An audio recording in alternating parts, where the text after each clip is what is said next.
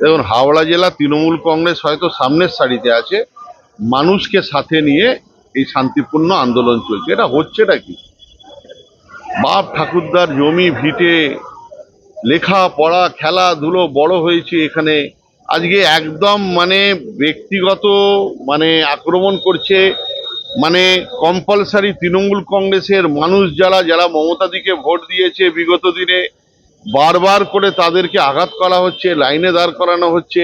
এত সাধারণ মানুষকে রাস্তায় দাঁড় করিয়ে দিয়েছে, বয়স্ক মানুষ, হ্যান্ডিক্যাপ মানুষ, ক্যান্সার পেশেন্ট, তাদেরকে রাস্তায় দাঁড় করিয়ে দেওয়া হয়েছে। প্রত্যেকটা বুথে 250-300টা করে হিয়ারিং এর ডাক শুরু হয়েছে দ্বিতীয় পর্যায়ে। এটা কি ঠিক? আজকে তারই প্রতিবাদে আজকে আমরা শান্তিপূর্ণ আন্দোলন করছি।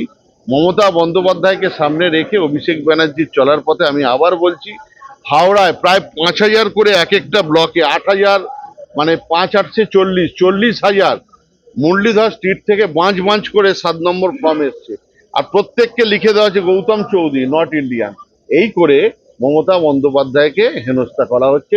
বাংলার সাধারণ খেটে খাওয়া মানুষদের, শান্তিপূর্ণ মানুষের ভোটাধিকার হরণ করা হচ্ছে। এর প্রতিবাদে আজ আমরা রাস্তায় নেমেছি। আমাদের আন্দোলন চলবে। আমরা সর্বশেষে জেলা মহাশাসকের সাথে কথা বলবো।